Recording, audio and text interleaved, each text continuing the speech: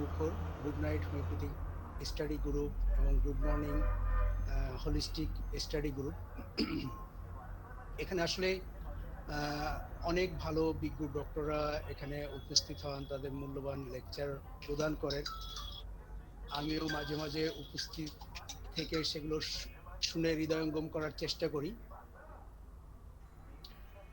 তো এখানে যে মানের লেকচার আসলে হয়, সেই তুলনায় আমার লেকচারটা আসলে আমার কাছে নিতান্তই নিচু মানের মনে হয় বলে আমি আসলে নিজেকে খুব একটা স্যার বললেও আমি খুব একটা রাজি হতে বা প্রকাশ করতে চাই না, কারণ আসলে এখানে অনেক ভালো লেকচার হয়। তো যাই হোক, তারপরেও স্যার আমাকে সুযোগ করে দিয়েছেন, এই জন্য স্যারকে এবং পরিচালনা কমিটিকে আমার পক্ষ থেকে ধন্যবাদ,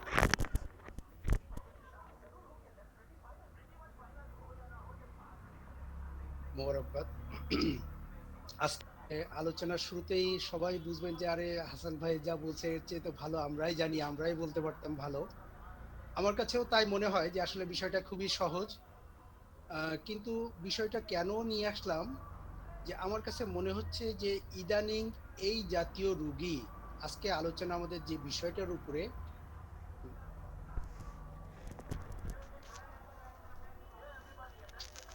management and treatment of obsessive compulsive disorder, এটার উপরে আজকে আমাদের আলোচনা। তো আমার মনে হচ্ছে এই ধরনের রুগী এই করোনা পরবর্তীকালীন এই যে নিউ নর্মাল যে সিচুয়েশন আমরা ফেস করতেছি, এই সিচুয়েশনে এই জাতীয় রুগী, এই ধরনের রুগী খুব অনেক বেড়ে গেছে। হরহামেশাই সবার চেম্বারে এই ধরনের রুগীর আনাগোনা বেড়ে গেছে। হ্যাঁ, সবাই এই ধরনের রুগী দেখছেন, পাচ্ছেন, ট্রিটমেন্টও করছেন। তো এই জন্য আমার মনে হয়েছে যে বিষয়টা যদি আরো একটু আলোচনা করা যায়, আরো একটু এই সম্পর্কে এখানে অভিজ্ঞ ডক্টররা আছেন, ওনারাও যদি আমার আলোচনার ভুলভ্রান্তিগুলো ধরিয়ে দেন, তাহলে আমার পক্ষেও সুবিধা যে পরবর্তী রুগীকে আরো পারফেক্ট ট্রিটমেন্ট দেওয়া। এই বিষয়গুলো মাথায় রেখে আমি চিন্তা করলাম যে না, এখন ওসিডি সম্পর্কে একটা আলোচনা আসা, মানে আসা উপযুক্ত সময় আসতে পারে। দেন স্যারকে আমি বললাম যে স্যার ওসিডি নিয়ে আলোচনা হতে পারে, স্যার বললো হ্যাঁ ঠিক আছে। তো আমরা এই জন্যই সাবজেক্টটা সিলেক্ট করেছি, management and treatment of obsessive compulsive disorder, অর্থাৎ ওসিডি। আপনাদের পরিচিতদের মাঝে নিশ্চয়ই এমন মানুষ দেখেছেন বা শুনেছেন যারা অতিরিক্ত পরিষ্কার পরিচ্ছন্ন থাকতে চায়, বেশ গোছালো, অনেক সময় নিয়ে কোনো জিনিস পরিষ্কার করে অথবা গোছায়, তাদের সবকিছু একদম পারফেক্টলি হতে হবে। হ্যাঁ, তা না হলে তারা বেশ অস্বস্তিতে ভোগে, বারবার চেক করেন কাজটা ঠিক মতো হয়েছে কিনা। এদেরকে আমরা সাধারণত সূচিবাই বলে থাকি। পরিষ্কার পরিচ্ছন্ন থাকা বা একটা কাজ গুছিয়ে করার চেষ্টা অবশ্যই কল্যাণকর, কিন্তু যতক্ষণ তা মাত্রা অতিরিক্ত না হয়ে যায় ততক্ষণ পর্যন্তই কল্যাণকর। যখন এই বিষয়টি মাত্রা অতিরিক্ত হয়ে যায়, তখন নিজের অন্য কাজের যেমন ব্যাঘাত ঘটে, তেমনি আশেপাশের মানুষেরও সমস্যা হয়ে যায়। কখনো কখনো পরিবারের বা কাছের মানুষজনও বিরক্তি প্রকাশ করে থাকে। যে মানসিক রোগের কারণে এই অবস্থার সৃষ্টি হয়, মনোবিজ্ঞানের ভাষায় তাকে বলা হয় অবসেসিভ কম্পালসিভ ডিসঅর্ডার বা ওসিডি। তাহলে what is obsessive compulsive disorder? Obsessive compulsive disorder is a common, chronic, and long lasting mental disorder. Common, chronic, and long lasting mental disorder in which a person has unwanted, uncontrollable, recurring thoughts, feelings, idea, or sensation. কি কি? Unwanted, uncontrollable, recurring thoughts, feelings, idea, or sensation, and behaviors that he or she feels the urge to repeat over and over. তাহলে OCD কি? OCD এক ধরনের মানসিক রোগ, একে মানসিক বায়ুরোগও বলে।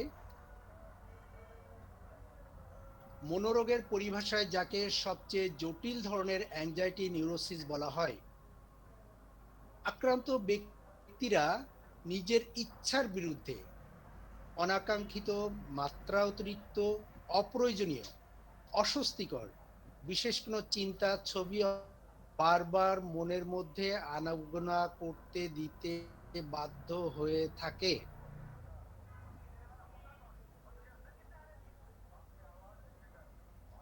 এই ধরনের চিন্তা, ছবি, সন্দেহ যা মানুষটি ইচ্ছা করে মাথায় আনে না,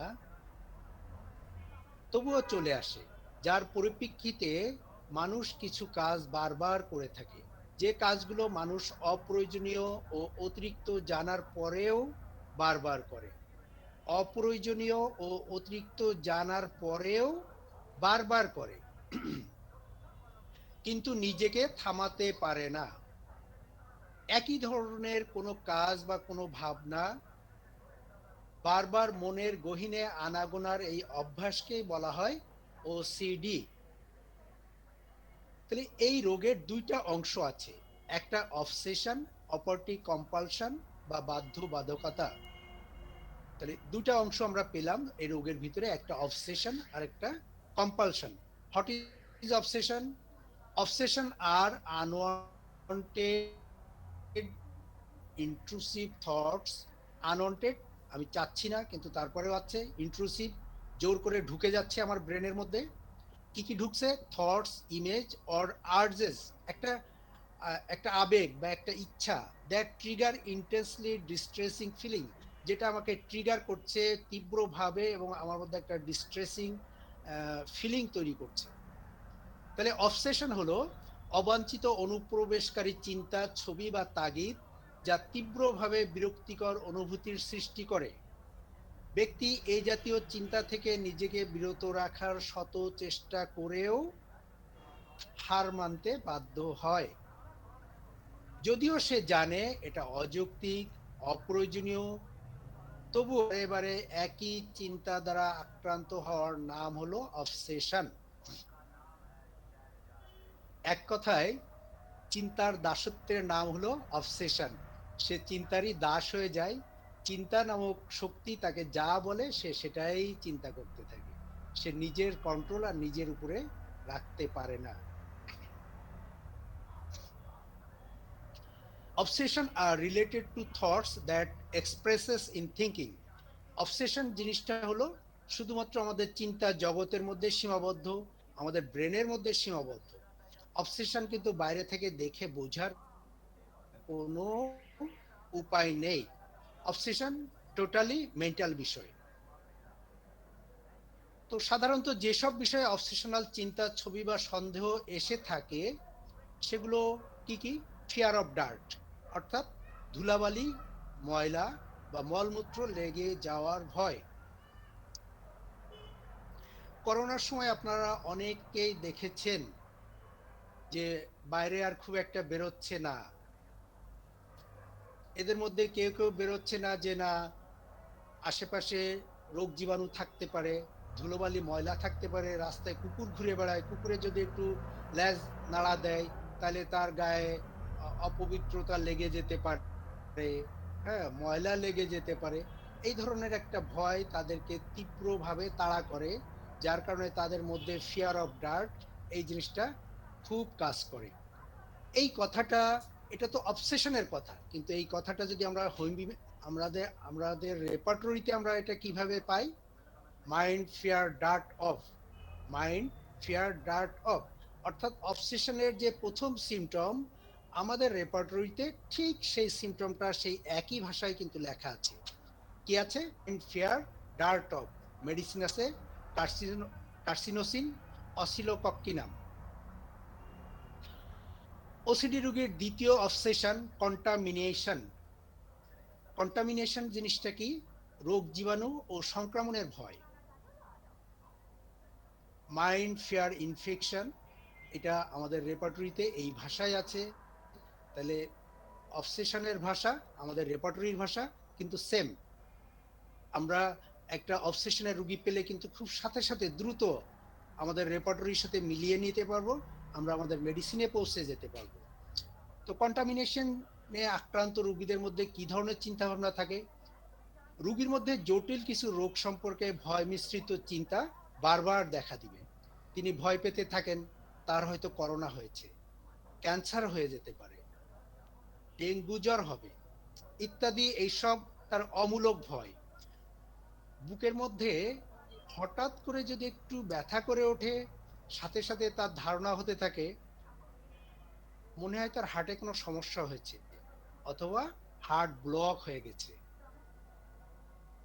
এই কথাটা তার মধ্যে বারে বারে এমন জোরালো ভাবে আসতে থাকবে যে সে না চাইলেও এই কথাটাকে থামাতে পারবে না, বা এই কথা থেকে সে নিষ্কৃতি পাবে না। এই চিন্তা তাকে আচ্ছন্ন করে ফেলবে, বারে বারে আরো জোরালো ভাবে তাকে হানা দিবে। এই সম্পর্কে কিছু একটা না করা পর্যন্ত এই দুশ্চিন্তা তাকে কুরে কুরে খেতে থাকবে। সে বিভিন্ন ডাক্তারের কাছে যেতে চাবে, পরীক্ষা করাতে চাবে, কিছু একটা না করা পর্যন্ত সে শান্তি পাবে না। এই যে কথাগুলো আমরা বললাম, এই কথাগুলোর সাথে আমাদের রেপার্টরির কত সুন্দর সুন্দর মিল ভাষা আছে দেখেন। কন্ড্রিয়াসিস আপনারা জানেন যে একটা রোগ বাতিক, আমার মনে হয় এই রোগ হয়েছে, আমার মনে হয় এই রোগ হতে পারে। এই যে হাইপোকন্ড্রিয়াসিস, এটা আমাদের রেপার্টরিতে আছে, এর সাথে অনেক মেডিসিন আছে। তারপরে আমরা আর কি কি বললাম? Mind fear disease of impending, অর্থাৎ কোন একটা রোগ তার হবে, তার কাছে আসতেছে, একটা রোগ ঝুলে আছে, তার ঘাড়ের উপরে এসে আপতিত হবে, এরকম একটা ভয় তার মধ্যে সব সময় কাজ করে। Mind fear disease of impending. করোনাকালীন সময় অধিকাংশ ডক্টররাই একটা রুব্রিক খুব বেশি বেশি কাজে লাগিয়েছেন, এবং আমিও এই রুব্রিকটা ব্যবহার করে অনেক ক্ষেত্রে অনেক সফলতার আল্লাহ দিয়েছেন। সেই রুব্রিকটা হলো mind fear disease of impending contagious epidemic disease of. এই যে করোনা একটা ইপিডেমিক ডিজিজ, হ্যাঁ, মানুষের মাঝে যেতে সবাই ভয় পেয়েছে, না জানি কেউ হাঁচি দিয়ে ফেলায় আর সেখান থেকে আমার আমার মধ্যে সেটা ছড়িয়ে যায়, আমি সেখানে কন্টামিনেটেড হয়ে যাই। এই ভয়ে মানুষ বাইরে বেরোয়নি। অনেকে তো টোটালি বাসার থেকে বের হয়নি 1 বছর 1.5 বছর ধরে। তাদের একটাই ভয় ছিল যে mind fear disease impending contagious epidemic disease of, যে ইপিডেমিক ডিজিজ তাদের মধ্যে কন্টামিনেশন হয়ে যেতে পারে। এই জন্য সে রোগ, এই জন্য সে মানুষজন, লোকজন, বাজারঘাট সবকিছু এড়িয়ে নিজেকে গুটিয়ে রেখেছিল ঘরের মধ্যে।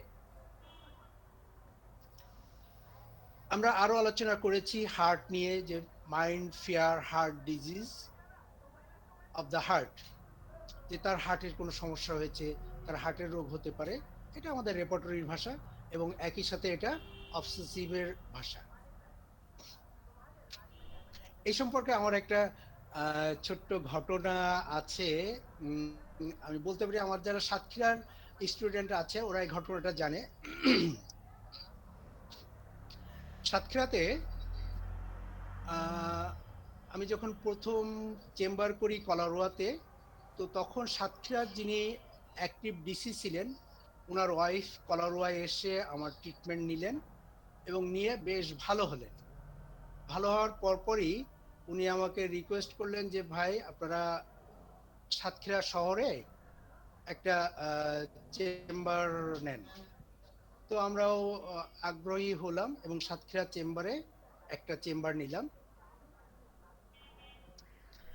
চেম্বার নেওয়ার পরে, এটা কি প্রেজেন্টিং আসছে? সাতক্ষীরা চেম্বার নেওয়ার পরে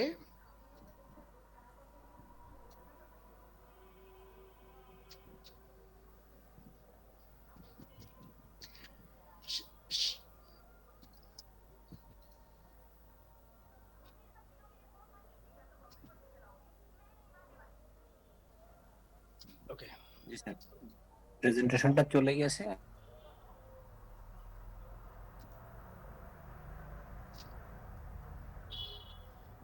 এটা বন্ধ করবো।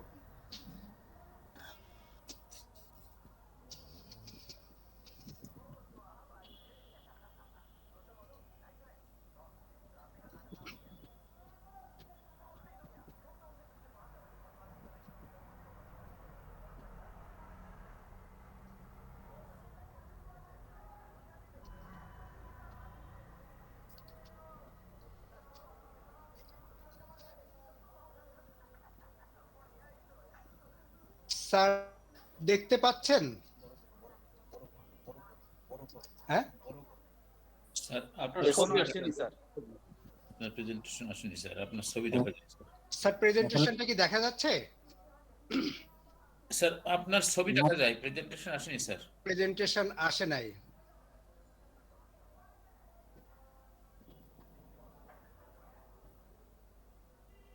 আর দীর্ঘ ৬-৭ বছরের মধ্যে অ্যালোপ্যাথিক কোনো ওষুধ আর আমরা যে রুব্রিক গুলো পেয়েছিলাম সেটা হলো, আমি প্রথম দিন যখন ওনার বাসায় গেলাম, তো বাসায় যাওয়ার পরে আমাদের প্রেজেন্টেশন, বাসায় যাওয়ার পরে স্যার ম্যাডাম, আমরা ওয়েটিং রুমে বসলাম, ম্যাডাম আসলো, ম্যাডাম এসে জিজ্ঞেস করলো যে আচ্ছা শোনা যাচ্ছে এখন? আপনার কথা শুনি আমরা জি স্যার। আচ্ছা জি, শোনা যাচ্ছে, প্রেজেন্টেশনে দেখা যাচ্ছে sir. Okay sir. Okay sir. তো ম্যাডামের বাসায় গেলাম, তো ম্যাডাম আমার কাছে জিজ্ঞেস করলো যে আপনি কোথা থেকে আসলেন। তো আমি বললাম যে আমি এই যে হসপিটালে একটা পেশেন্ট ছিল সেটা দেখে আপনার বাসায় আসলাম। এটা দেখেই উনি যেন কেমন করে উঠলেন একটু। তারপরে উনি টিস্যু বক্স থেকে একটা টিস্যু নিলেন, নিয়ে ওনার ফ্যানের সুইচটা অন করলেন, টিস্যুটা ফেলে দিলেন। উনি প্রথমে আসার সময় ওনার মধ্যে যে একটা প্রফুল্ল ভাব ছিল, যখন আমি বললাম যে না আমি হসপিটাল থেকে একটা রুগী দেখে আসলাম, দেখলাম যে ওনার সেই প্রফুল্ল ভাবটা ওনার মধ্যে থেকে কমে যে কেমন একটা সংকুচিত ভাব ওনার মধ্যে চলে আসে। এরপরে দেখলাম যে ওনার সঙ্গে কথা বললাম, আর একটু কথা বলে আমি বুঝলাম যে না, ওনার মধ্যে এই যে fear of germ, fear of infection, তারপরে এই যে ফিয়ার ডিজিজ, কন্টাজিয়াস ডিজিজ, এই জিনিসটা এবং ফ্যাস্টিডিয়াসনেস, এই জিনিসগুলো খুব বেশি মাত্রায় ওনার মধ্যে আছে। পরে আমি ম্যাডামকে ওষুধ দিলাম ন্যাকটামিউর, অনেকদিন আগের কথা স্যার। প্রেজেন্টেশনটা আমি শো করতে চেয়েছিলাম যে ম্যাডামের এই এক্স্যাক্টলি এই বক্তব্যটা ওখানে আছে, সেই 2004 সালের। তো ম্যাডাম বললেন যে না, হাসানুজ্জামানের ওষুধ খুবই ভালো, আমি খেয়ে উপকার পেয়েছি, আমার আর কোনো প্রেশার ওষুধ খাওয়া লাগে না। আমার জানা মতে উনি 8-10 বছর পর্যন্ত আর কোনো অ্যালোপ্যাথিক ওষুধ খাননি। এখনো ম্যাডামের সাথে আমার যোগাযোগ আছে, ম্যাডাম মোটামুটি আমাদের সাথে যোগাযোগটা এখনো মেনটেন করেন। তো স্যার ওই রুব্রিকটা কিন্তু এখান থেকে নিয়েছিলাম যে স্যার এই যে তার এই যে রোগ বাতিক এবং রোগ নিয়ে যে ভয়গুলো ছিল এখান থেকে স্যার। এরপরে অবসেশনের যে আরেকটা মেইন রুব্রিক যেটা প্রায় রোগীদের ক্ষেত্রে দেখা যায়, unwanted sexual thoughts. Unwanted sexual thoughts কেমন? যৌন বিষয়ে বিভিন্ন ধরনের চিন্তা, নিষিদ্ধ বিকৃত যৌন চিন্তা বা ছবি, শিশু বা দেবদেবী সম্বন্ধে অশ্লীল চিন্তা, অনিচ্ছা সত্ত্বেও এদের মনে বাসা বাঁধে। নৈতিক বা ধর্মীয় ভাবে যাদের সাথে যৌনতা অসম্ভব, তাদের সাথে বা তাদের যৌনতা সম্পর্কিত কোনো ছবি বা চিন্তা বারবার হানা দিয়ে তাকে অস্থির করে তোলে। সে এটা মেনেও নিতে পারে না, আবার সে এখান থেকে নিষ্কৃতিও পায় না। এই কথাগুলোর সাথে স্যার আমাদের রুব্রিকের, আমাদের রেপার্টরির কি সুন্দর মিল আছে যে মাইন্ড লাভ পারভার্সিটি সেক্সুয়াল। পারভার্সিটি হলো বিকৃত যৌন চিন্তা, যৌন চাহিদা। মাইন্ড ম্যানিয়া, সেক্সুয়াল ম্যানিয়া, যে সব সময় সে এই সেক্সুয়াল কথাবার্তা, সেক্সুয়াল বিষয় নিয়েই থাকে। Mind thoughts sexual adulterous, mind thoughts sexual woman, he sees sexual thoughts at every. সে যে মহিলাই দেখুক না কেন, সে হতে পারে তার মেয়ে, হতে পারে তার মা সমতুল্য কেউ, হতে পারে সে অন্য কেউ, যে আমাদের ধর্মীয় দৃষ্টিতে যারা তার ওই যে গায়রে মাহরুম বলে মনে হয়, যে এরকম যে কেউ হোক না কেন, সে তার নিজেকে এখান থেকে সে বিরত রাখতে পারে না। এই চিন্তাগুলো তার মধ্যে এতটাই যন্ত্রণা সৃষ্টি করে যে সে না পারে এখান থেকে বেরোতে, আবার না পারে এটা মেনে নিতে। একদিকে তার মাথায় রিলিজিয়াস থিঙ্কিং, আর একদিকে এই সেক্সুয়াল থিঙ্কিং, দুটা নিয়ে তার মধ্যে সে ভয়ানক একটা যন্ত্রণার মধ্যে থাকে।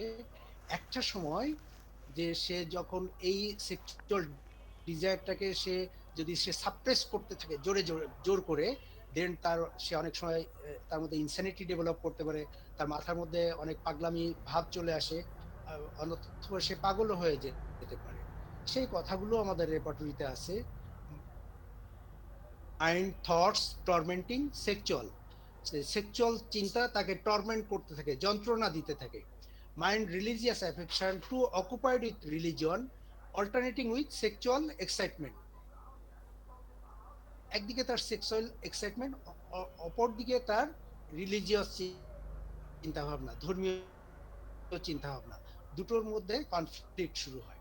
তারপরে কি হয়, ডিজায়ার গুলো যদি সে সাপ্রেশন করে তাহলে তার মনের মধ্যে একটা বন্য বা একটা পাগলামি চিন্তা ভাবনা তার মধ্যে চলে আসে।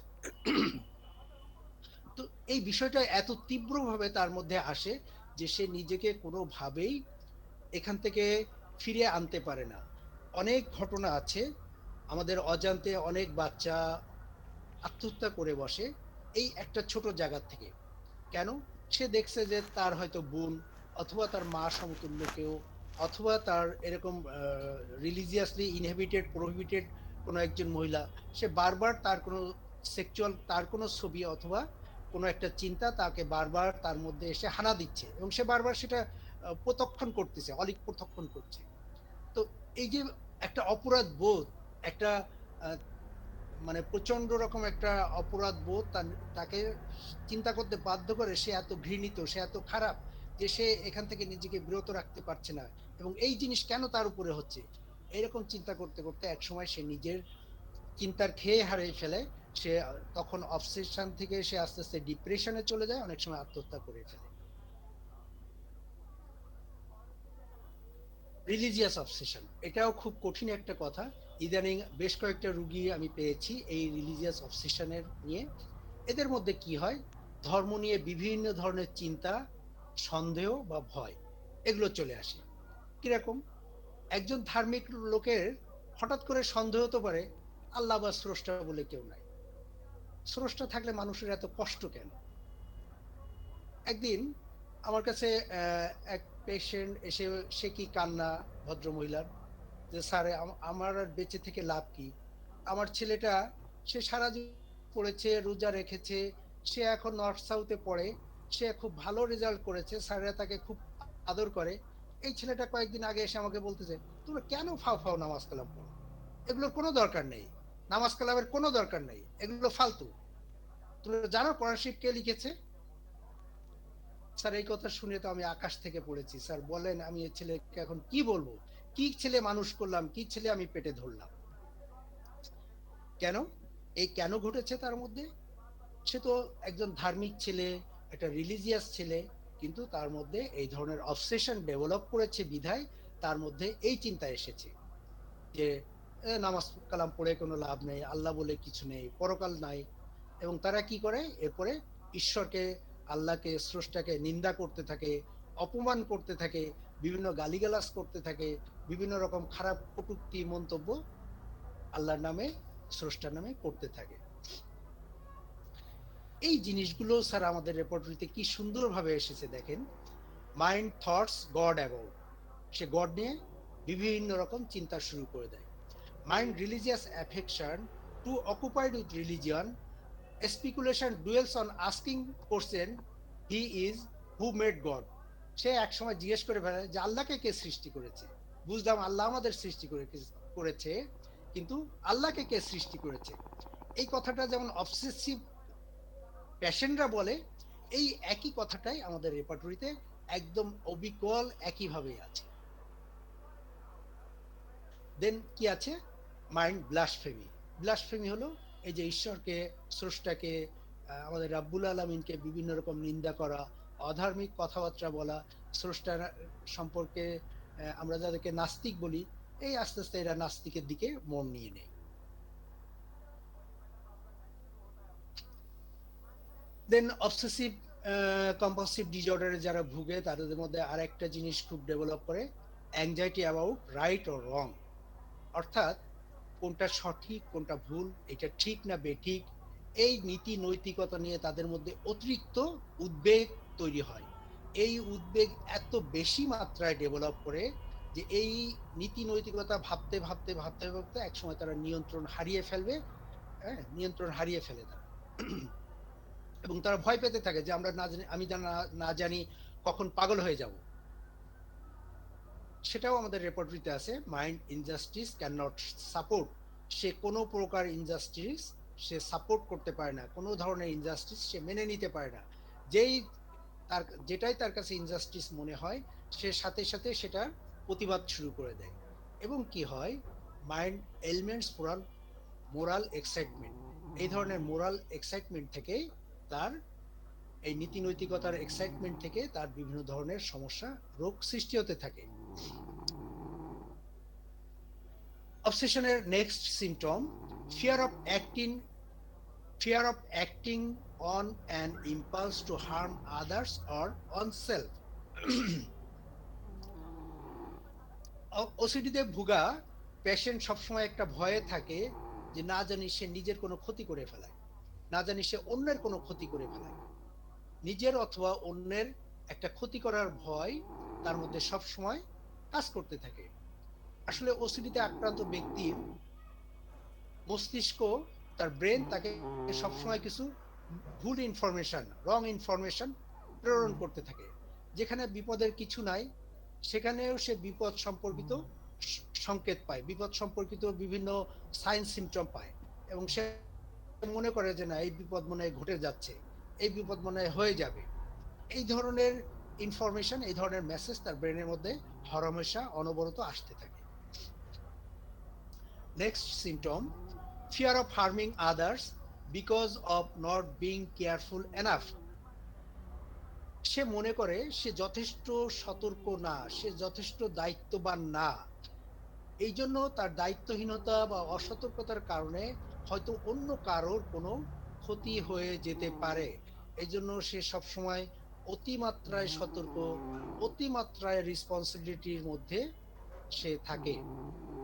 এই অতিমাত্রায় দায়িত্ববোধ, অতিমাত্রায় রেসপন্সিবিলিটি পালন করতে যে তার যে আসল কাজ, তার যে ডেইলি বিজনেস, সে হতে পারে সেটা লেখাপড়া, হতে পারে সেটা অন্য কোনো প্রফেশন, সেই কাজের ব্যাঘাত ঘটতে থাকে। Superstitious idea about lucky unlucky numbers or certain colours. কিরকম বিষয়টা, সে মনে করে 7টা হলো খুব লাকি নাম্বার, 13 আনলাকি নাম্বার। অতএব যার সাথে 7 আছে সে সেটাকে জড়ায় ধরবে, আঁকড়ায় ধরবে, সেইটাকে সে ছাড়বেই না। কোনো একটা ব্লেজারের গায়ে যদি 7 লেখা থাকে সেই ব্লেজার সে কিনবেই কিনবে, টাকা যত হোক, টাকা কোনো বিষয় না, এটা আমার চাই চাই। কোনোটার মধ্যে যদি এরকম 13 থাকে, একটা ফোন নাম্বারের মধ্যেও যদি পরপর 13 থাকে, তাইলেও সে সেই ফোনে ফোন করবে না, না এই নাম্বারে ফোন করলে আমার কোনো বিপদ ঘটে যাবে। শুভ অশুভ চিন্তা, এইটা নিয়ে কুসংস্কার তার মধ্যে থাকে। আবার কেমন থাকে যে না এই কালারের জিনিস এটা বিপদের সংকেত, এই কালারের জিনিস পরে অমুক গিয়েছিল এবং সে অ্যাক্সিডেন্ট করেছিল, সুতরাং এই জিনিস পরা যাবে না, এটা পরলেই আমার বিপদ হবে।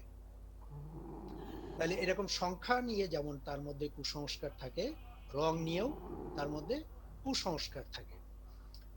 কিছুদিন আগে এক ভদ্র মহিলা আসলেন, উনি বললেন যে sir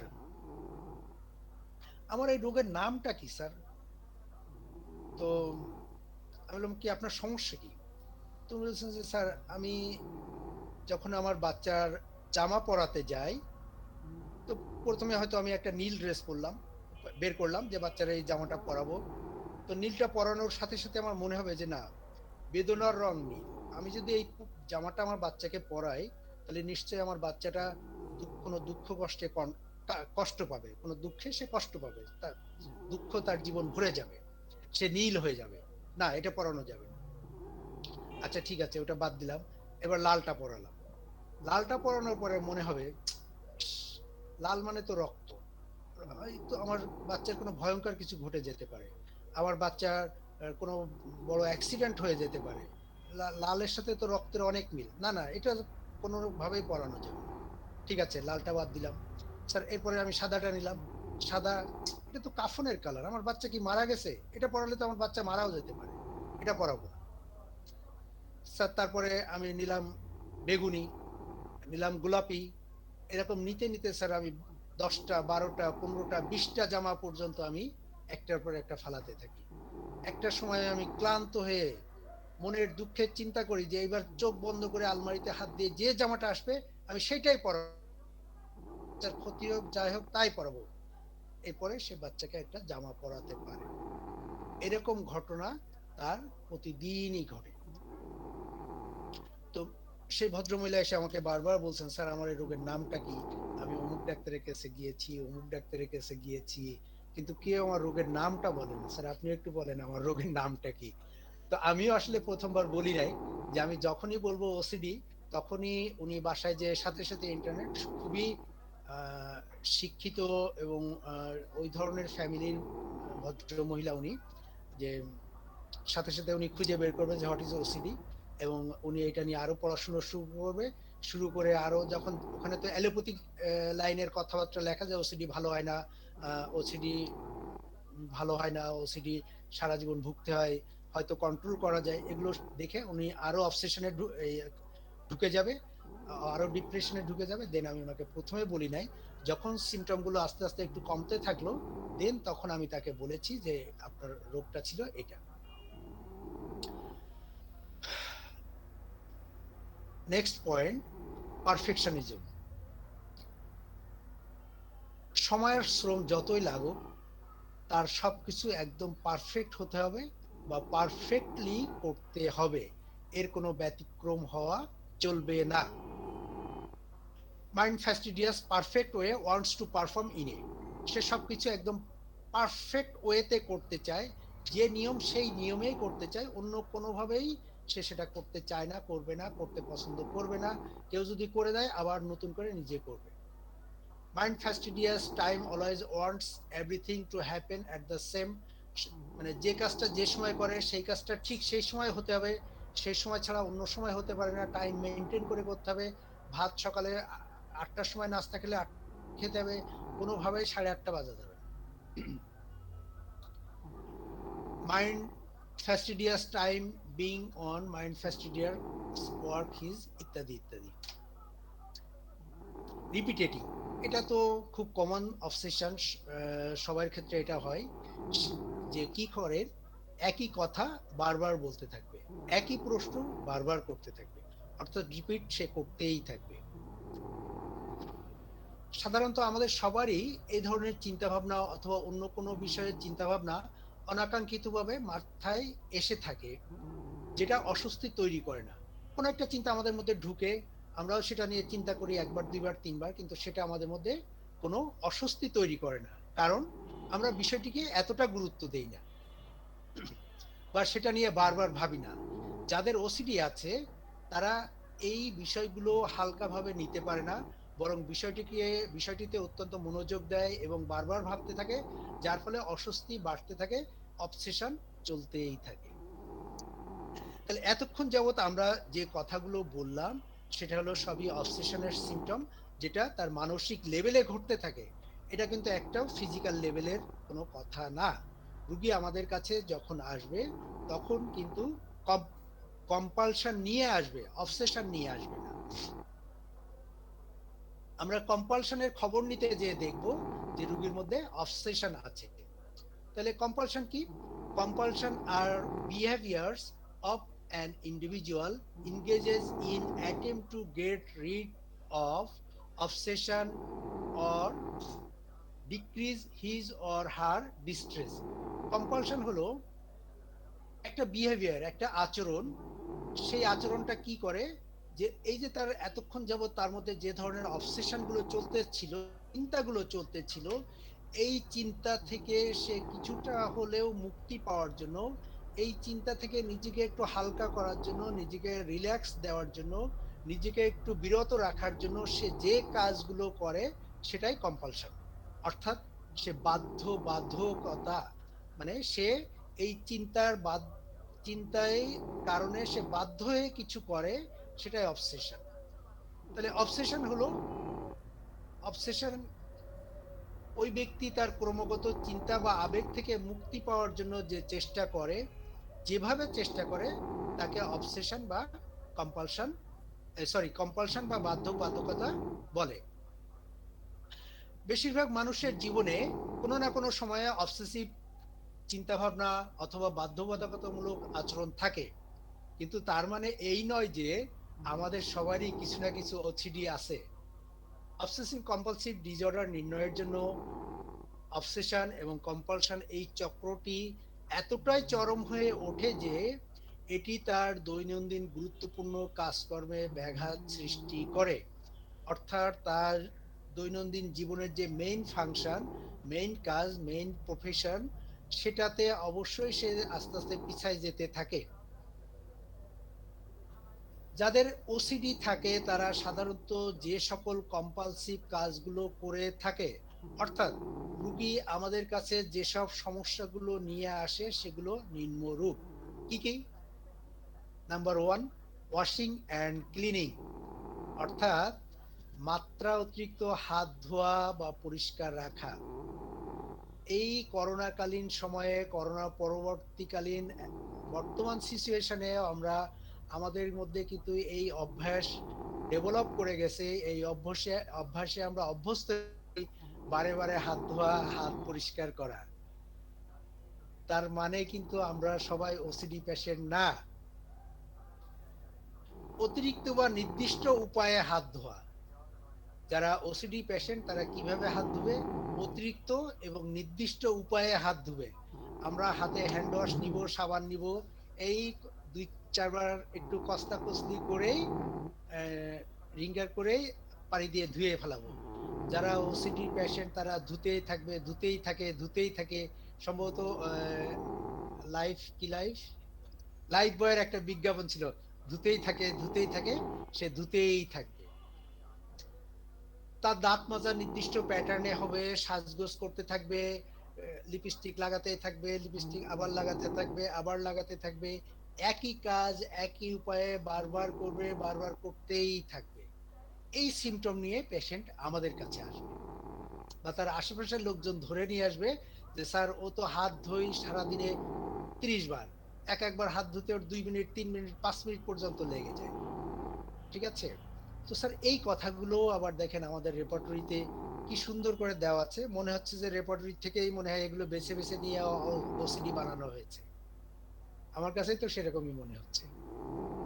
mind confusion of mind, washing face ML, যে তার মধ্যে একটা কনফিউশন থাকতে যে মুখে মনে হয় ময়লা লেগে গেছে, মুখ ধুইলেই শান্তি লাগে, এই জন্য সে বারবার মুখ ধোয়। Mind washing desire to wash, cleanness mania for, তার পরিষ্কার পরিচ্ছন্ন থাকার যে বাতিক, সেই বাতিকের জন্য সেই বারবার সে ওয়াশিং করতে থাকে, ধুতেই থাকে। পরিষ্কার পরিচ্ছন্নতার এই বাতিক তাকে পেয়ে বসে, একই জিনিস বারে বারেই ধুতে থাকে। Mind washing desire to wash hand always her, এই যে হাত কিভাবে ধুই, desire to wash hands always, ধুতেই থাকে, বারে বারে ধুতে থাকে। এবং সেই এই ইচ্ছাটাকে, সেই এই যে ধোয়ার ইচ্ছাটাকে সে কোনোভাবেই নিয়ন্ত্রণ করতে পারে না। Mind impulse morbid wash to, মানে সে এই যে বারবার ধোয়ার যে ইচ্ছা, এই যে তার মধ্যে একটা তাড়না, এই তাড়না বা এই প্রেরণা থেকে সে নিজেকে বের করে রাখতে পারে না, বিরত রাখতে পারে না, সে ধুতেই থাকবে। এক্সেসিভ শাওয়ারিং, অতিরিক্ত গোসল করা, গোসলে অতিরিক্ত সময় দেওয়া, টয়লেটে অতিরিক্ত সময় দেওয়া, অন্যকে ওয়াশরুম ব্যবহার করলে সেই ওয়াশরুম আর সে ব্যবহার করতে পারবে না আনটিল অ্যান্ড আনলেস সে কয়েকবার ভালো করে সাবান দিয়ে না ধোয়া পর্যন্ত।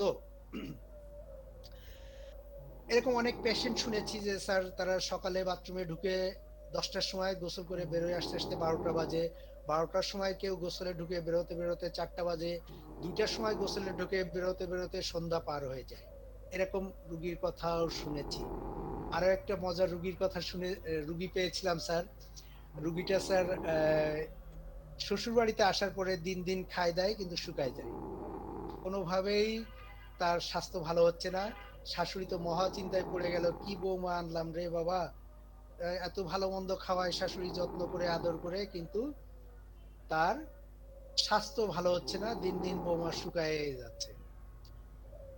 ওনার শাশুড়ি আমার নিয়মিত পেশেন্ট নিয়ে আসলো বৌমাকে।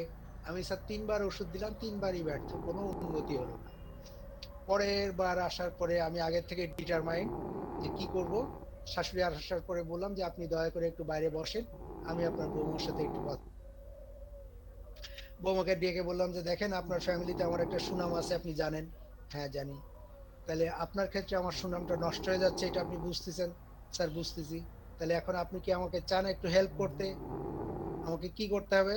আমি বললাম যে আপনি কেন, আপনার মধ্যে এই সমস্যা, আপনি আমাকে খুলে বলেন। এদিক ওদিক কয়েকবার ভালো করে তাকিয়ে দেখলো যে না, হ্যাঁ গেট ঠিক মতো লক করা আছে, সিসি ক্যামেরায় দেখা যাচ্ছে। ওনার শাশুড়ি বাইরেও অপেক্ষা করছে। দেন উনি বলা শুরু করলেন যে স্যার কি বলবো সে কথা। স্যার আমার শাশুড়ি না চাল কোনো রকমে 1বার 2বার ধুয়েই ভাত চড়ায় দেয়। স্যার এই 1বার 2বার ধুয়ে ভাত রান্না করলে স্যার সেই চালের ভাত খাওয়া যায় স্যার? আপনি বলেন স্যার। চালের মধ্যে কত ধরনের ময়লা থাকে, কেমিক্যাল থাকে, তারপর হলো চালের পোকামাকড় মারার ওষুধ থাকে স্যার। এটা খাওয়া যায় স্যার? বলেন। আমার কি ঘিন ঘিন করে, আমি তো খাইতেই পারি না স্যার। আমি শাশুড়ির সামনে ভাত নেই, ভাত নিয়ে এটা ওটা করি, করতে করতে একসময় যে আমি স্যার ফেলাই দিয়ে আসি। তো আমি বললাম তো আপনি একটা শাশুড়িকে বলেন না কেন? কয় না শাশুড়িকে বলেছি, শাশুড়ি বলে অতবার চাল ধুলে চালের যত শক্তি, সেই শক্তি সব পানির সাথে বের হয়ে যায়, চাল এতবার ধোয়া যাবে না। তো স্যার আমি তো শাশুড়ির এটা খাইতে পারি না। যেদিন রুটি বানাই সেদিন একটু খাই, আর যেদিন শাশুড়ি বাসায় থাকে না সেদিন আমি চালটারে আচ্ছা করে মনের মতো করে ধুই। স্যার আমি না আরেকটা কাজও করি, মাঝে মাঝে একটু ডিটারজেন্ট পাউডার দিই, দিয়ে চালটাকে ভালো করে ধুই, ধুয়ে রান্না করি। সেই দিন আমি স্যার একদম মন ভরে পেট ভরে খাই, আর ওই ভাতটা রেখে দিই, যতক্ষণ পারি ওই ভাতটা খেতে থাকি। স্যার নিশ্চয়ই এরকম রুগীও আপনারা পাবেন বা পেয়েছেন, পেয়ে থাকবেন। দেন কম্পালশনের রুগীদের যে সিমটমটা থাকে, checking, checking and rechecking. Sir আপনাকেও যদি এই 1000 টাকা 10টা নোট গুনে দিতে হয়, প্রথমে একবার গুনবে, তারপর হাতে থুতু লাগায় আরেকবার গুনবে, তারপর আবার উল্টা করে আরেকবার গুনবে, গুনে তারপর 1000 টাকা আপনাকে দিবে। তার আগে সে দিতে পারবে না। যদি দেয় তাহলে বেরোয় আরেকবার আসবে, স্যার একটু গুনে দেখেন তো স্যার এই টাকাটা ঠিক আছে কিনা, 10টা হয়েছে না বেশি কম হয়েছে স্যার। কি করবে? কোনো ময়লা বা দূষিত পদার্থের সংস্পর্শ প্রতিরোধ বা অপসারণের জন্য বারবার চেক করতে থাকা, বারবার কিছু পরীক্ষা করে দেখা, যেমন তালা ঠিক মতো লাগানো হয়েছে কিনা, বা চুলা বন্ধ ঠিক মতো করেছে কিনা ইত্যাদি চেক করতেই থাকবে। কয়বার করবে? 1বার 2বার 3বার কমপক্ষে। বাড়ির বাইরে বেরোনোর সময় হয়তো লাইট ফ্যান বন্ধ করেছে, কিন্তু কিছুদূর গিয়েই তাদের মনে হবে হয়তো লাইটটা বন্ধ করা হয়নি। লাইট যদিও বন্ধ করি, ফ্যানটা তো অবশ্যই বন্ধ করি নাই, আবার ঢুকবে, আবার বন্ধ সব চেক টেক করে আবার বেরোবে। আরে সেই সুইচটা তো, চুলার সুইচটা তো বন্ধ করি নাই, ওটাই তো খুলে রেখে আসছে। আবার বাসায় ফিরে আসবে, আবার পরীক্ষা করবে। এই করতে করতে বেড়াতে যাওয়ার সময় অর্ধেক শেষ। একটা সময় এটা তাদের নিয়ন্ত্রণের বাইরেও চলে যায়, বেড়াতে যাওয়া বন্ধ। Mind checking twice or more, must check, must তাকে 2-3 বার অথবা তার অধিকবার চেক করতেই হবে। Mind checking verifying if the door are lock. Sir কত সুন্দর করে এই যে মিল, আমার খুব ভালো লাগে স্যার, যে রেপার্টরি আর এই ওসিডির মিলটা দেখে, যে ঠিক অবসেশনের যে কথাগুলোই বলা হয়েছে, কম্পালশনের যে কথাগুলোই বলা হয়েছে, আমাদের রেপার্টরি কিন্তু একদম একই ভাষায় কথা। Mind double checking, erring in a fixed pattern. কিছু কিছু গৃহলক্ষ্মী আছে, আমাদের মা চাচিরা আছেন, তাদের কাছে আপনি একটা জিনিসের কথা জিজ্ঞেস করবেন যে ওই জিনিসটা কোথায় আছে, উনি বলবেন রান্নাঘরের 3য় তাকের ডান পাশের কর্নারে একটা বড় বয়েম আছে, ওই বড় বয়েমের উপরে যে নীল বয়েমটা আছে ওইটার মধ্যে এটা আছে। একদম স্পেসিফিকলি বলে দিবে। আজকে জিজ্ঞেস করলেও বলতে পারবে, 6 মাস পরে জিজ্ঞেস করলেও বলতে পারবে, 2 বছর পরে জিজ্ঞেস করলেও একদম স্পেসিফিক ভাবে ওখানে বলবে। কোনো সন্দেহ থাকবে না যে ওই ওই বয়ামটা ডান পাশে আছে না বাম পাশে আছে? কারণ তারা প্রত্যেকটা জিনিস নির্দিষ্ট উপায়ে, নির্দিষ্ট ম্যানারে একদম পারফেক্টলি সাজিয়ে রাখতে পছন্দ করে, রাখতেই হবে। এটা যদি না রাখে তাহলে সেই অস্বস্তিতে তার আর ঘুম হবে না। আমাদের একটা রুব্রিক আছে, খুব সুন্দর একটা rubric, mind rest can not rest when things are not in proper place. যতক্ষণ সে জিনিসপত্র সঠিকভাবে সঠিক জায়গায় সাজিয়ে রাখতে না পারবে ততক্ষণ সে রেস্ট নিতে পারবে না, ঘুমাতে যেতেও পারবে না।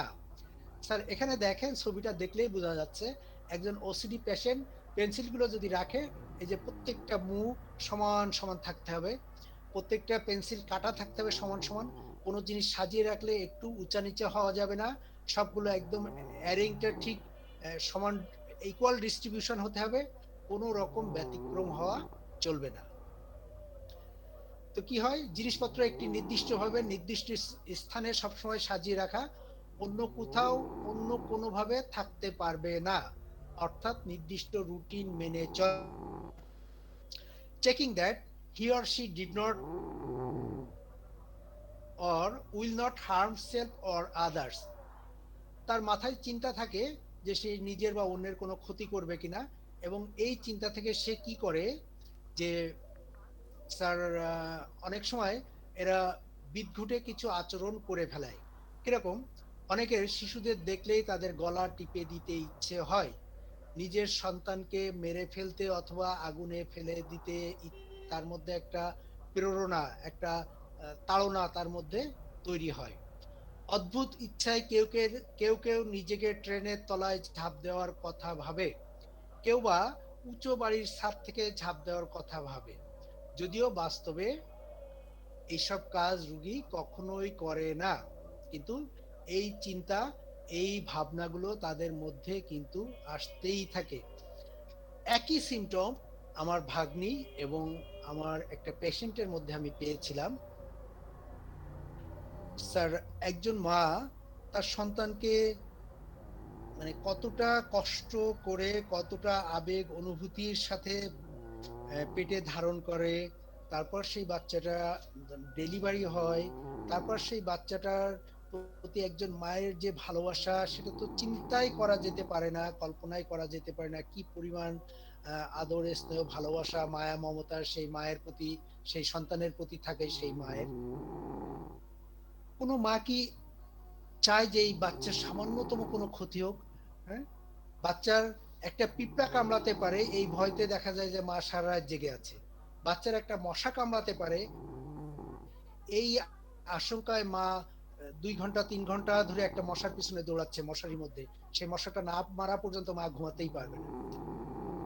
যে জানের জান সেই বাচ্চার সামান্যতম ক্ষতি তো আমরা কেউ চিন্তাই করতে পারি না। অথচ স্যার যারা ওসিডি রোগী তারা মাঝে মাঝে এই চিন্তা তাদেরকে এতটাই তাড়িত করে যে সে নিজেকে বাচ্চা সহ কখনো একা রাখতে ভয় পায়। একা সে আর বাচ্চা যদি থাকে তাহলে তার মনে হয় যে বাচ্চাটার গলা টিপে দিই, বাচ্চাটাকে মেরে ফেলাই, বাচ্চাটাকে ফালাই দিই। এই এই চিন্তা যখন সে একটু স্বাভাবিক থাকে, তখন যখন সে চিন্তা করে যেটা আমি কি চিন্তা করলাম, আবার যখন বাচ্চার প্রতি তার লাভ এবং অ্যাফেকশন জাগ্রত হয়ে ওঠে, আবার তার তার মধ্যে আবার বিপরীত ভাবে এই চিন্তা জাগ্রত হয়ে ওঠে যে বাচ্চাকে মেরে ফেলাই, বাচ্চাকে গলা টিপিয়ে ধরি। এই সেম সিমটম আমি আমার ভাগ্নি আমার এসে আমাকে বলেছে, আর একটা পেশেন্ট আমাকে বলেছে, এবং দুইজন যে কি কান্নাটা দিল স্যার, যে মামা মামা এর থেকে আমি কেমনে বাঁচবো, আমি কেমনে নিজেকে রাখবো, যখন বাসায় আর কেউ থাকে না আমি তাড়াতাড়ি বাচ্চাটাকে নিয়ে অন্য কারো বাসায় চলে যাই। তাহলে আমার মধ্যে এই চিন্তা একদম জোরালো ভাবে জেঁকে বসে, আমি এই চিন্তা থেকে নিজেকে ফিরায় রাখতে পারি না। সেই কথাটাও আমাদের রেপার্টরিতে আছে, mind kill desire to child the own, নিজের বাচ্চাকে নিজেই মেরে ফেলতে চায়। মাত্র 8টা মেডিসিন আছে এখানে, এর মধ্যে অনেকগুলো আমাদের পরিচিত মেডিসিন আছে, alumina, Argentum নাইটিকাম, merc sol, নাক্সবোম, platinum.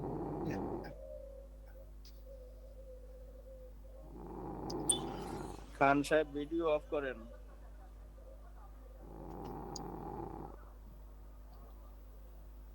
repeating activities in multiple way.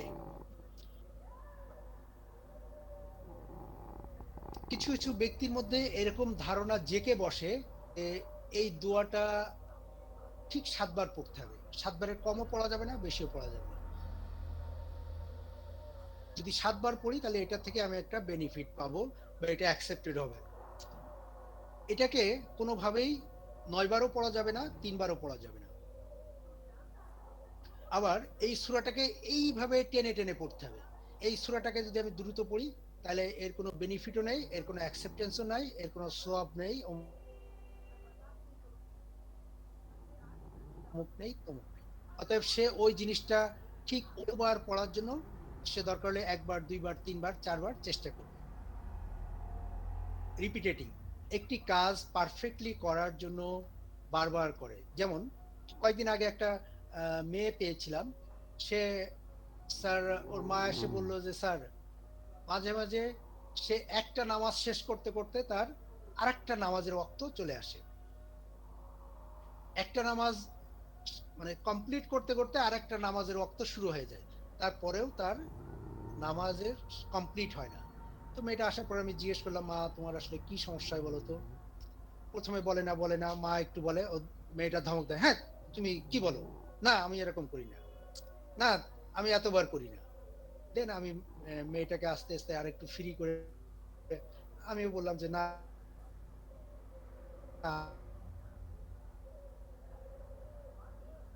আমারও না মাঝে মাঝে এরকম ভুল হয়ে যায়, অজু করতে গেলে। হ্যাঁ আঙ্কেল আমারও এরকম হয়। কি হয়? তো বলছে যে আঙ্কেল আমি না অজু করে আসলাম, মনে হয় কি যে না আমার মনে হয় অজু ঠিক মতো করা হয়নি, আবার অজু করি। অজু করে করতে করতে মনে হয় আরে আমি তো হাতটা ঠিক মতো ধুইনি, আবার হাতটা ধুয়ে সুন্দর করে অজু করে মনে যখন আর নামাজে আসবো এসে দাঁড়াবো, আরে নাকি তো পানি দেয়নি, আর তো সব করেছি। আবার অজু করে এসে নামাজে দাঁড়াতে দাঁড়াতে মনে হয় আমার মনে হয় বায়ু সরে গেছে, আমার তো অজু নষ্ট হয়ে গেছে। আবার যাই, আবার অজু করি, আবার একই নামাজ পড়তে পড়তেই আবার নামাজ ছেড়ে দিয়ে আবার অজু করতে যাই। এইভাবে করতে করতে সে 5 বার 7 বার 10 বার 12 বার অজু করতে থাকে। মেয়েটা আমাদের ক্লাসে ছিল, গত ক্লাসে নাই, নিজের মুখেই ও বর্ণনা দিয়েছিল এইভাবে ক্লাসে। তো এই কথাগুলো আমাদের রেপার্টরিতে কিন্তু অবিকল আছে।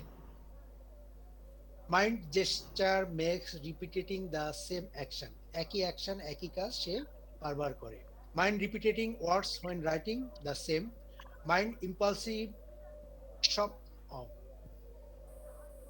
মাইন্ড আচ্ছা সে একই কাজ রিপিট করতে থাকে এবং রিপিট না করে সে থাকতে পারে না, একই কাজ তাকে বারবার বারবার করে করতে হয়। কিছু কিছু স্টুডেন্টের মধ্যে এই লক্ষণটা খুবই পাওয়া যায়, রিডিং অর রিরাইটিং। পরীক্ষার খাতায় একটা জিনিস লিখছে, এই 3-4 লাইন লেখা হয়ে গেল, একটা প্যারাগ্রাফ লিখতে যে এক টান দিয়ে কেটে দিল, আবার লেখা শুরু করলো। কি হয়েছে? না লেখাটা সুন্দর হয়নি, আবার সুন্দর করে লেখার জন্য আবার চেষ্টা করতেছে, আবার লিখতেছে, লিখতে লিখতে আবার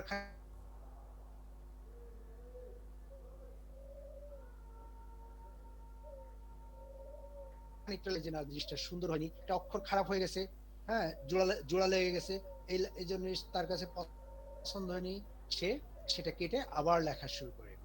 এই ধরনের পেশেন্ট আসলে আমি আগে জিজ্ঞেস করি সে কোন স্কুলে পড়ে আর তার রোল কত, কারণ এই লক্ষণটা বেশি বেশি পাওয়া যায় ভালো ছাত্রদের, ব্রিলিয়ান্ট স্টুডেন্টের মধ্যে যারা ফার্স্ট হতে চায়। এতক্ষণ যাবত আমরা যে বিষয়গুলো আলোচনা করলাম, যে রুব্রিক যে সিম্পটম গুলো আলোচনা করলাম, এগুলো হলো ওসিডির কম্পালশন। এই কাজগুলো তারা অনবরত অবিরত করতে থাকে এবং এই কাজগুলো দেখে হয়তো গার্জিয়ানরা অথবা পেশেন্ট নিজেই আমাদের কাছে আসে। যে জিনিসগুলো আমরা বললাম এর সাথে কিন্তু এই যে পারফেকশনিজম একটা টার্ম আছে যেটার খুবই মিল আছে। পারফেকশনিজম আর ওসিডির সাথে খুব মিল আছে, কারণ পারফেকশনিজমের আক্রান্ত ব্যক্তিরা সবসময় সবকিছুতে খুবই পারফেক্ট থাকতে চায়। তারাও একটা ইমেল লিখতে অন্তত 30 মিনিট সময় ব্যয় করবে, তারা এরকম হয় যে 5টা প্রশ্নের উত্তর দিতে হবে, 4.5টা দিয়েছে, বাকি হাফটা ঠিকঠাক মতো দিতে পারে নাই, মোটামুটি দিয়েছে। এটা নিয়ে বাসায় এসে তার খুব টেনশন, মা আমি পরীক্ষায় কি পাস করব? আমার তো মনে হয় আমার পাস মার্ক উঠবে না, আমি তো সব ফুল মার্ক অ্যান্সার করতে পারি নাই, মা কি হবে, মা তুমি একটু দোয়া করো মা। হ্যাঁ, এই তাদের সবকিছুতে একদম পারফেক্ট হতে হবে। তারপরে বাচ্চারা কি করে, সে হয়তো তার ফ্রেন্ডদের সাথে খেলতে গেল, সে যাওয়ার পরে বুঝলো যে এখানে কারা কারা আছে, তার অপোনেন্ট, তার বিরোধী দলে কে কে আছে। সে যদি কনফার্ম হয় যে না বিরোধী দলের সাথে সে জিততে পারবে, দেন সে খেলায় অ্যাটেন্ড করবে। না হলে বলবে কি আজকে শরীরটা ভালো লাগতেছে না, আমি খেলবো না, তোরা খেল। সে যতক্ষণ সে নিজে কনফার্ম না হবে যে না আমি জিততে পারবো, আমি ফার্স্ট হব, ততক্ষণ সে সেটাতে অ্যাটেন্ড করবে না। সে সবসময় পারফেক্ট থাকতে চায় এবং সে সবসময় ফার্স্ট হতে চায়। এটা হলো পারফেকশনিজম। পারফেকশনিজমের লোকেরা সবসময় নিজেকে সে হাইস্ট পজিশনে দেখতে চায় এবং তারা কখনোই নিজের কাজে সন্তুষ্ট বোধ করতে পারে না। এটা হলো পারফেকশনিজম। এছাড়া এর কাছাকাছি আর একটা কথা আছে, প্যানিক অ্যাটাক। প্যানিক অ্যাটাক হলো হঠাৎ করে এটি এমন একটি মানসিক রোগ যার কারণে একজন মানুষ হঠাৎ করে উত্তেজিত হয়ে যায় এবং ভয় অনুভব করে।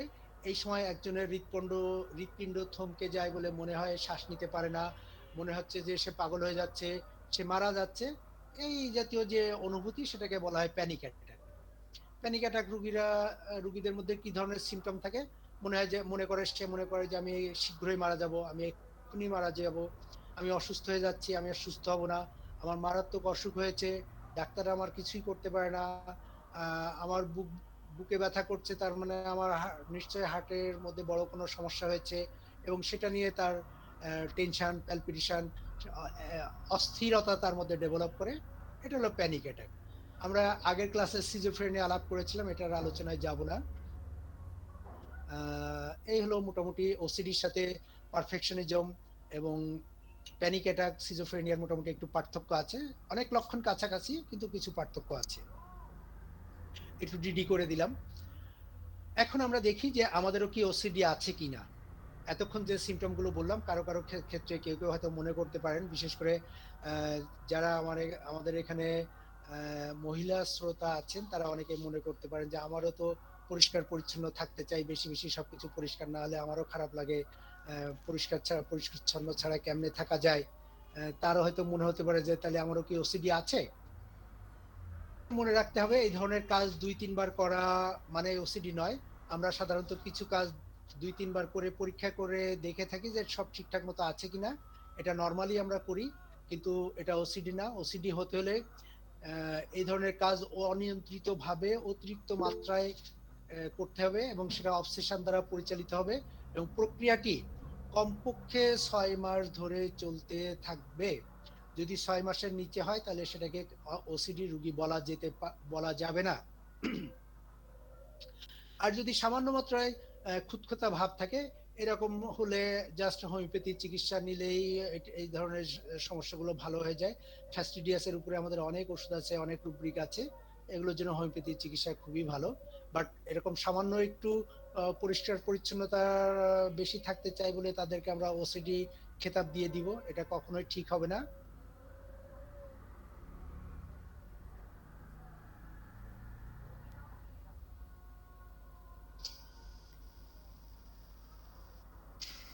সাধারণত কারোর সাথে যদি এই রোগ লক্ষণগুলো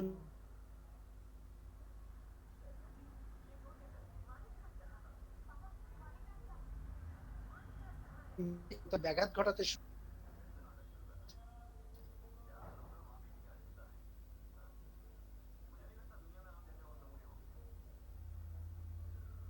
ওসিডি, যারা ওসিডি পেশেন্ট, এতক্ষণ আলোচনা আপনারা নিশ্চয়ই বুঝতে পারছেন যে যারা ওসিডিতে ভুগে তারা খুবই আত্মকেন্দ্রিক হয়ে পড়ে, অন্তর্মুখী হয়ে পড়ে এবং নিজের সমস্যা সম্পর্কে সদা জাগ্রত থাকে, সর্বদা সদা সজাগ থাকে তারা নিজেদের সমস্যা সম্পর্কে।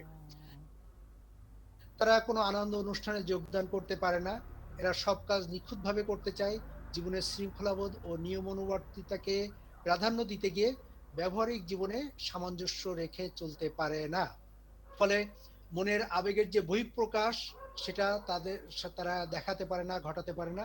এই আবেগের বহিঃপ্রকাশের জন্য তাদেরকে রসকসীন কাঠখোট্টা মানুষ বলে মনে হয়। এদের জীবনে হাস্যরসের স্থান খুবই সীমিত।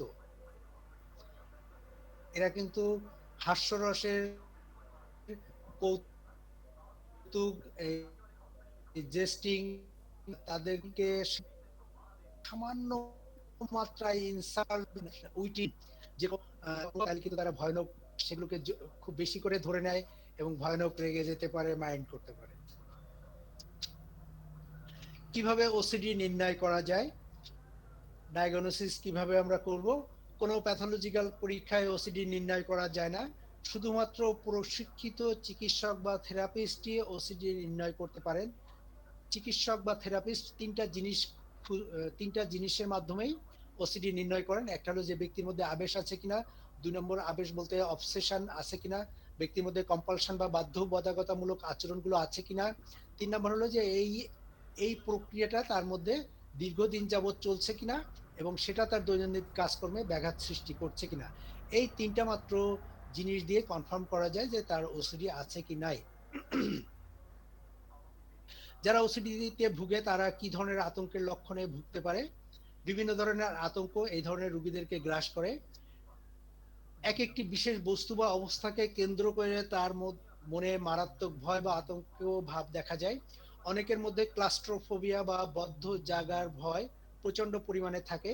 তাছাড়া ফাঁকা জায়গায় একা যেতে ভয় পায়, অ্যাগারোফোবিয়া। অন্ধকারে ভয়, নিক্টোফোবিয়া। ধুলো ময়লা বা জীবাণু ভীতি, মাইসোফোবিয়া। ইনজেকশন ভীতি, ট্রাইপেনোফোবিয়া।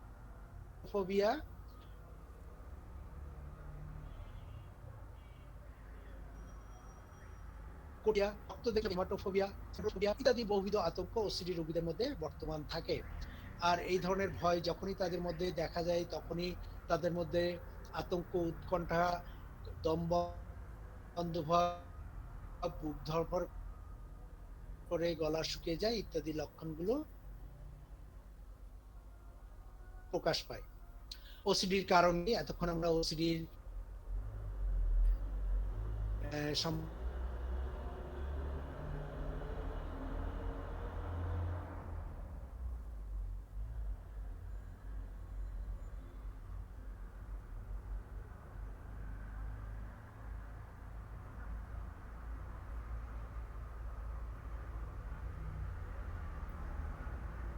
ফ্যাক্টর আছে যেগুলোকে ধারণা করা হয়, যে ফ্যাক্টরগুলোকে ওসিডির কারণ হিসেবে ধারণা করা হয়, দায়ী মনে করা হয়।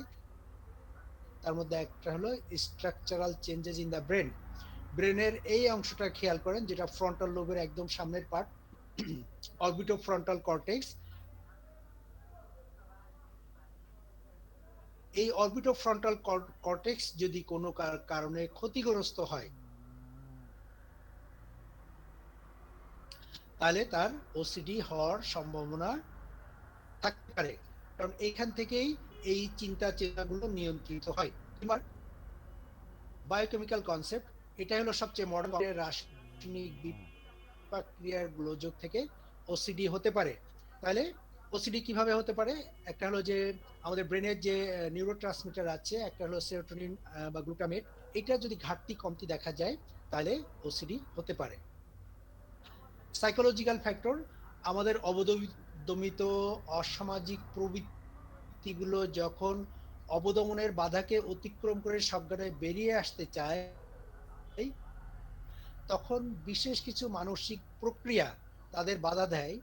অর্থাৎ মনোসমীক্ষণের তত্ত্ব মেনে দেখা যায় ইড ও ইগো এর যে কমপ্লেক্সিটি সেখান থেকে ওসিডি ডেভেলপ করতে পারে। ইড এবং ইগো এটা সম্পর্কে নিশ্চয়ই আপনারা ধারণা আছে। ইগো হলো যেটা আমাদেরকে সবসময় ভালো পথে পরিচালিত করে, আর ইড হলো এটা হলো প্লেজার প্রিন্সিপাল, যেটা আমাদেরকে সবসময় মানে ভোগের বিভিন্ন রকম ভোগ বা সন্তুষ্টির দিকে আমাদেরকে পরিচালিত করে, নীতি নৈতিকতার ধার ধারে না। আর ইগো হলো সবসময় নীতি নৈতিকতা ভালো মন্দ বিচার করে চলে।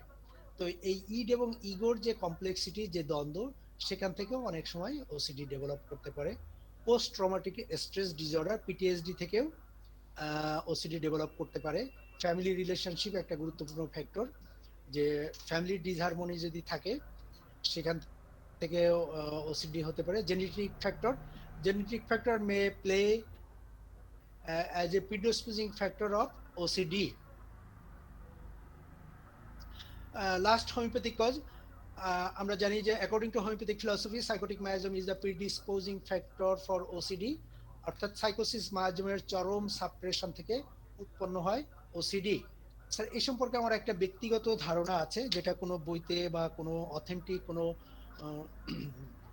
জায়গা থেকে নেওয়া না, জাস্ট আমার ব্যক্তিগত ধারণা। লাইফ হিস্ট্রি বা কেস ট্রেকিং নিতে দেখেছি, ছোটবেলায় যারা সেক্সুয়ালি অ্যাবিউজড হয়, ছোটবেলায় ছোট থাকতে যারা সেক্সুয়ালি অ্যাবিউজড হয়, এই অ্যাবিউজড হওয়ার পরে তাদের মনে একটা চিন্তা, একটা দুশ্চিন্তা, একটা ঘৃণা বোধ বা একটা অপমান বোধ তাদের মধ্যে কাজ করতে থাকে। যে জিনিসটা সে না পারে জীবনে কারোর সাথে শেয়ার করতে, না পারে সেটার প্রতিশোধ নিতে, না পারে সে জিনিসটা এক্সপ্রেস করতে, এই যে তার মধ্যে একটা ঘৃণা বোধ, অপবিত্রতা ভাব বা একটা কেমন একটা আচ্ছুত ভাব,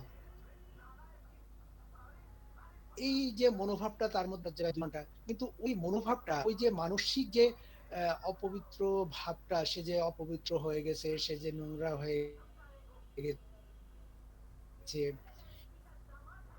এই ভাবটা থেকে সে আসলে নিজেকে আর বের করে আনতে পারে না। হয়তো কেউ, তারা হয়তো এখান থেকে নিজেকে বের করে আনতে পারে, কিন্তু আমি অনেক ওসিডি রোগী দেখেছি যাদের মধ্যে তাদের লাইফ হিস্ট্রি খুঁজতে খুঁজতে দেখা যায় যে না, এই ধরনের একটা অ্যাবিউজ তার মধ্যে আছে। আর এটা তো আমাদের সমাজে কমন যে একটা মানুষকে কোথায় নিয়ে যেতে পারে, তার পুরো লাইফটাকে একদম হেল করে দিতে পারে, অথবা তার জীবনটাকে একদম নষ্ট করে দিতে পারে, সে আত্মহত্যার মতো কাজ করে ফেলতে পারে। এই জায়গা থেকে, এই জায়গাগুলো স্যার আমরা যারা সচেতন ব্যক্তি, আমরা সচেতন থাকব, এবং আমাদের আশেপাশে যারা আছে তাদেরকেও আমরা এই বিষয়ে সচেতন করব। আমাদের যারা মা বোন আছে তারা যেন তাদের বাচ্চাদের ক্ষেত্রে অবশ্যই কেয়ার থাকে, কেয়ারফুল থাকে। কেয়ারফুল তো তারা থাকেনি, কিন্তু তাদের ছেলে বা মেয়ে বাচ্চাকে কখনো অল্প পরিচিত, হালকা পরিচিত, পরিচিত, হ্যাঁ, তালতো ভাই, মামাতো ভাই, খালাতো ভাই, অমুক বোন, এদের কারো কাছে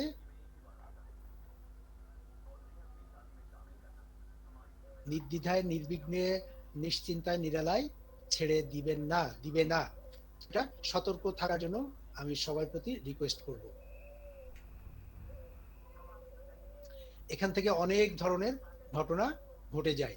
তাহলে আমরা এতক্ষণ মোটামুটি ওসিডি সম্পর্কে একটা ভালো ধারণা পেলাম। ওসিডি ডায়াগনোসিস আমরা আগে বলেছি যে এটার প্যাথোলজিক্যাল পরীক্ষা, there is no strict pathological test for the diagnosis of OCD. OCD is only diagnosed and confirmed by the sign and symptom. OCD কে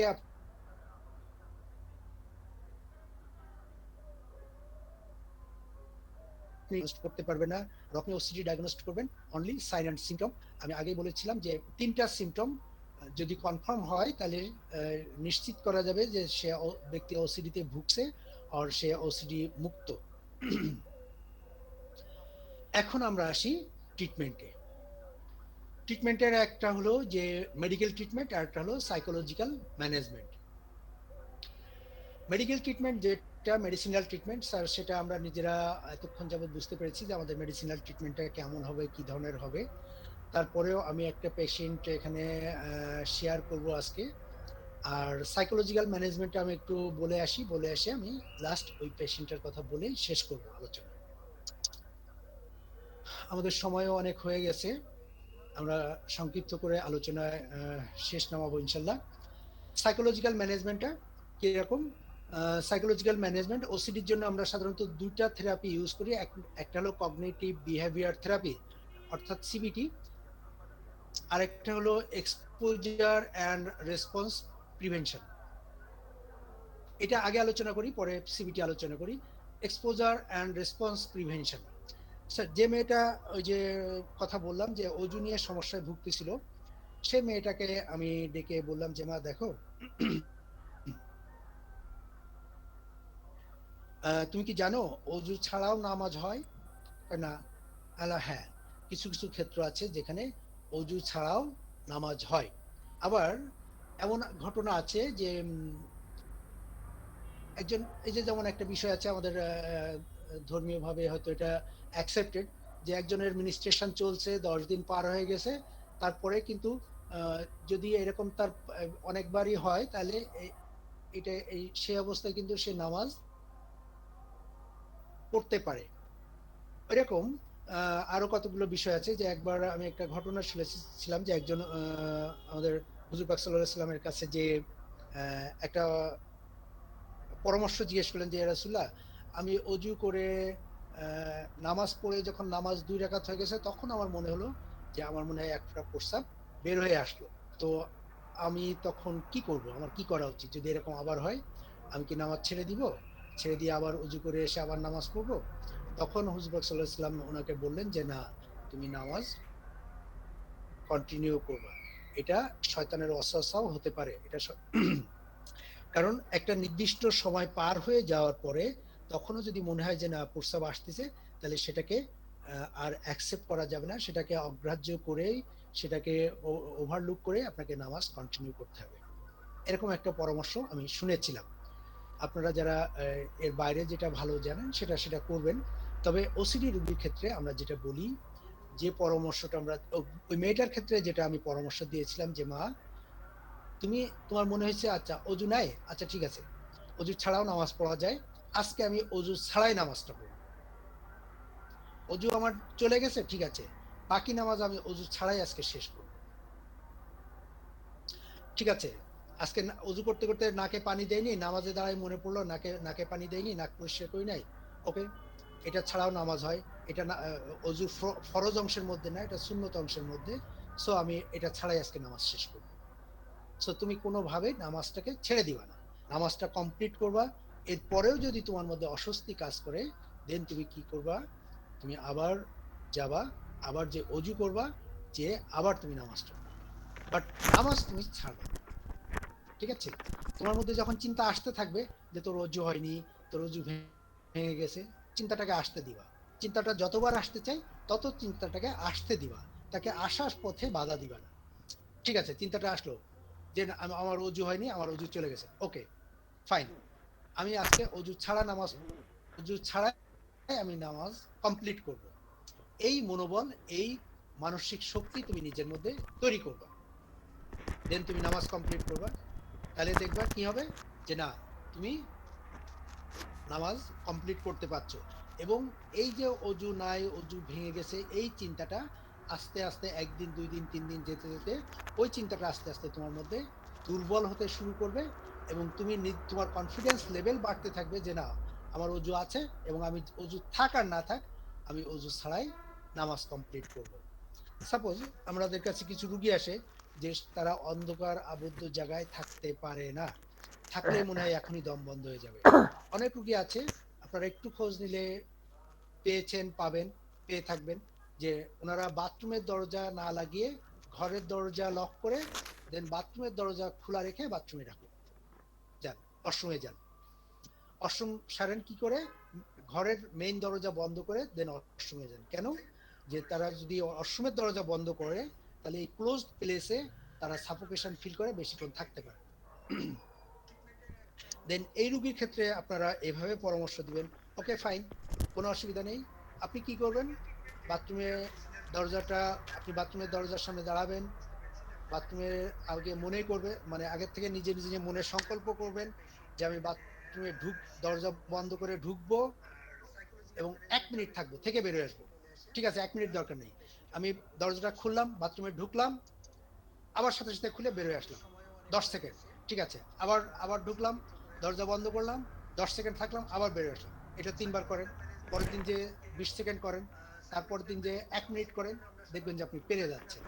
যখন আপনি 1 মিনিট করবেন পারবেন, তখন আপনি কি করবেন যে আপনি 3 মিনিট করেন, 5 মিনিট করেন, এভাবে আস্তে আস্তে আপনি বাড়াতে থাকেন। কিন্তু এই যে আপনি যদি ফাইট করতে থাকেন যে বাথরুমে গেলেই তো আমার দরজা বন্ধ হয়ে যাবে, এই চিন্তাটার সাথে যদি আপনি ফাইট করতে থাকেন, তাহলে কি হবে, এই চিন্তার এগেনস্টে আপনি যুক্তি দিতে থাকবেন, না হতেও পারে, নাও পারে, অনেকে তো যায় না, আমার ক্ষেত্রে যাবে, আচ্ছা গেলে এটার এগেনস্টে যদি আপনি চিন্তা কল্পনা করতে থাকেন, তাহলে কি হবে, আপনি ওই চিন্তার সাথে লড়তে থাকবেন, আপনি কাজের সাথে লড়বেন না, আপনি চিন্তাটাকে কি করবেন, পারমিশন দিবেন আসতে। That is exposure. এই যে আপনার মধ্যে অবসেশনের যে চিন্তাটা, এই চিন্তাটা আপনার মধ্যে আসতে দেন এবং তাকে আপনি অ্যাকসেপ্ট করুন, গ্রহণ করুন। এবার তাকে কি করেন, প্রিভেনশন করেন। যে রেসপন্সটা আপনার মধ্যে আসতো যে না অজু বারবার করতে হবে, এটা রেসপন্স, এই রেসপন্সটাকে আপনি প্রিভেনশন করেন, ঠিক আছে?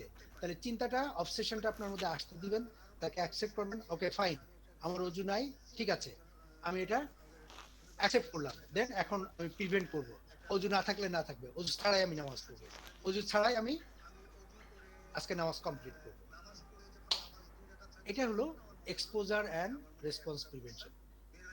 আরেকটা হলো কগনিটিভ বিহেভিয়ারাল থেরাপি। এটা হলো যে তার, আচ্ছা মা, সবার ক্ষেত্রে তো এরকম হয় না, তাই না? তুমি আসলে যখন অজু করো তখন তো তুমি আসলে ঠিকভাবে অজু করার চেষ্টা করো, তো তুমি, অনেকেই তো তোমার সাথে অজু করে, অনেকের ক্ষেত্রে এরকম হয় না, তুমিও চেষ্টা করো, তোমারও হবে না। এই জিনিসগুলোকে তার কাছে নর্মাল করা, সহজ করা, যে বাথরুমে থাকতে পারেন না তার কাছে, আর কারো ক্ষেত্রে তো এরকম মনে হয় না, তাই না? আচ্ছা, অন্য কেউ যদি এরকম 1 ঘন্টা থাকে তার কি কোনো ক্ষতি হয়? সে কি দম আটকায় মারা যায়? না, মারা যায় না। আপনার কাজের বুয়া তো বাথরুমের দরজা আটকায় 2 ঘন্টা ধরে কাপড় ধোয়, সে কি দম আটকায় মারা যায়? না, মারা যায় না। তার জ্ঞানের লেভেলের মধ্যে এই জিনিসগুলো আস্তে আস্তে আস্তে আস্তে করে প্রবেশ করায় দিতে হবে। এটা হলো কগনিটিভ বিহেভিয়ার থেরাপি। তার তার জ্ঞানীয় লেভেলে তার পরিবর্তন করিয়ে দেওয়া, যে সে যে জিনিসটা মনে করতেছিল সেই জিনিসটা আস্তে আস্তে আস্তে আস্তে আপনি এক্সাম্পল, উদাহরণ দিয়ে তার সেই জ্ঞানটাকে পরিবর্তন করে সঠিক জ্ঞানটা তার মধ্যে ঢুকিয়ে দেওয়া। This is cognitive behaviour therapy. লাস্টে আমি একটি পেশেন্টের কথা বলবো। সেই পেশেন্টটা হলো একটা পেশেন্ট আমার,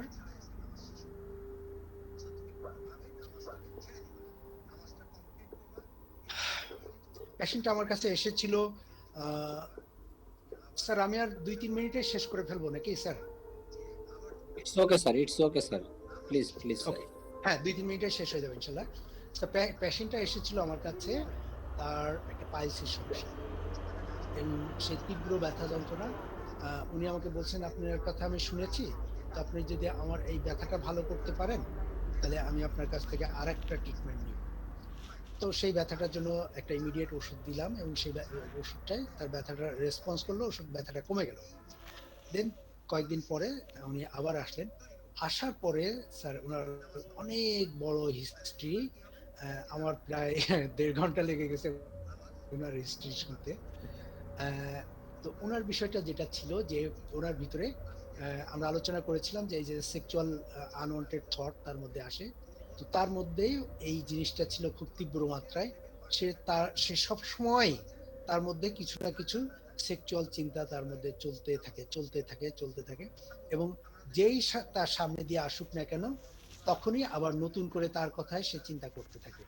এই ধরনের থিঙ্কিং ইমেজ, ইমেজ তার মধ্যে চলে আসে। এখান থেকে সে নিজেকে কোনোভাবেই বের করতে পারে না।